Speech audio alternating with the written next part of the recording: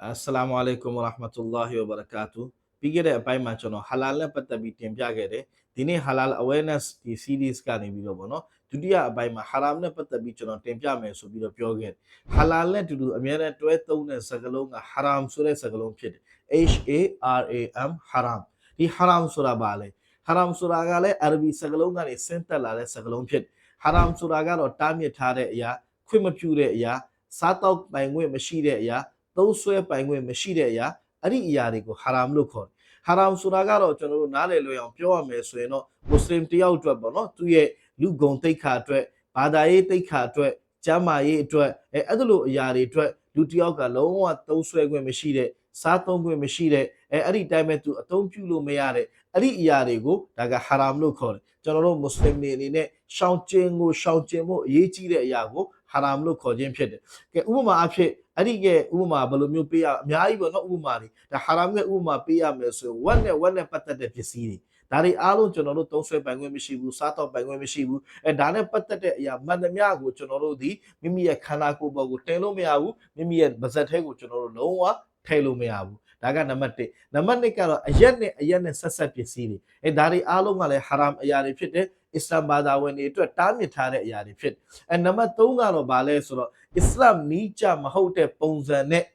တပ်ဖြတ်ထားတဲ့သားကောင်တွေဒါတွေကိုကျွန်တော်တို့စားတောက်ခွင့်မရှိဘူးသားကောင်တော်ကောင်ကိုစားတောက်တော့မယ်ဆိုရင်အစ္စလာမ်ကသူ့ရဲ့တတ်မှတ်ထားတဲ့နီလန်းလေးရှိတယ်အဲ့ဒီနီလန်းလေးနဲ့တားတက်ရတဲ့ slaughtering လုပ်ရတယ်အဲ့ဒီနီလန်းနဲ့မဟုတ်ဖဲနဲ့တတ်ထားတဲ့သားကောင်တွေကိုလည်းကျွန်တော်တို့ကစားတောက်ပိုင်ခွင့်မရှိဘူးအဲ့ဒါတွေကိုလည်း haram လို့ခေါ်တယ်တော့ဝက်နဲ့ပတ်သက်တဲ့ဒီအရာတွေမှန်သမျှအားလုံးရှောင်ကျဉ်မှုအရေးကြီးတယ်အရက်နဲ့ပတ်သက်တဲ့အရာတွေမှန်သမျှအားလုံးရှောင်ကျဉ်မှုအရေးကြီးတယ်နံပါတ်3ကတော့အစ္စလာမ်နီလန်းမဟုတ်တဲ့ပုံစံနဲ့တပ်ဖြတ်ထားတဲ့လယ်လီးထားတဲ့ဒီအရာတွေအစ္စလာမ်နီးကျပုံစံမဟုတ်ဘဲနဲ့ဒီတပ်ဖြတ်ထားတဲ့သားကောင်တွေပေါ့အဲ့ဒီသားကောင်တွေကိုလည်းကျွန်တော်တို့ကလုံးဝစားတောက်ခွင့်မရှိဘူးသူနဲ့ပတ်သက်တဲ့အရာမှန်သမျှကျွန်တော်တို့လုံးဝသုံးဆွဲပိုင်ခွင့်မရှိဘူးနောက်တစ်ခုသိထားဖို့အရေးကြီးတာက haram ဆိုတဲ့စကားလုံးကလူတစ်ယောက်ကိုအဖြစ်တင်မှုကဲ့ရဲ့ဖို့ရှုတ်ချဖို့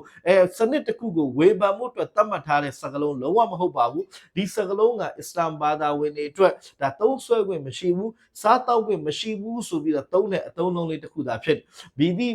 လူကိုမှဘီဒီစနစ်ကိုမှအခြားပစ္စည်းတွေကိုရှုတ်ချဖို့အတွက်အဲ့လိုစကားလုံးသတ်မှတ်ထားတာလုံးဝမဟုတ်ဘူးဒီစကားလုံးတွေကမွတ်စလင်တွေသိဖို့အတွက်သတ်မှတ်ထားတဲ့စကားလုံးတွေဖြစ်တယ်အဲ့တော့ halal ကတော့ခွင့်ပြုထားတဲ့အရာတွေကိုခေါ်တယ် haram ဆိုတာကတော့တားမြစ်ထားတဲ့အရာတွေကိုခေါ်တယ်။ဘာတွေကိုတားမြစ်ထားလဲအစ္စလာမ်ဘာသာဝင်တွေစားသုံးလို့မရတဲ့သုံးဆွဲလို့မရတဲ့အဲ့ဒီအရာတွေကိုသုံးဖို့အတွက် haram ဆိုတဲ့စကားလုံးကိုသုံးဆွဲခြင်းဖြစ်တယ်။အဲ့ဒီစကားလုံးကဒါကိုဆိုလိုခြင်းဖြစ်တယ်။ဒီနေ့ဗီဒီယိုမှာတော့ကျွန်တော် haram အကြောင်းလေးကိုဒါတင်ပြလိုက်ခြင်းဖြစ်တယ်ပေါ့နော်အတူချုပ်လေးအင်ရှာလာလာမယ့်ဗီဒီယိုမှာ halal လည်းမဟုတ်ဘူး haram လည်းမဟုတ်ဘဲနဲ့တချို့အရာတွေကြာဘာကြောင့်တန်တရားဖြစ်ဖွယ်အရာတွေဖြစ်နေတာလဲပတ်ဝန်းကျင်မှာကျွန်တော်တို့နေ့စဉ်သုံးဆွဲနေတဲ့အသုံးဆောင်တွေအစားတောက်တွေအစားတောက်တွေမှာဘလို့အရာတွေကတန်တရားဖြစ်ဖွယ်ကိစ္စတွေ mashbu လို့ခေါ်တဲ့အဲ့လို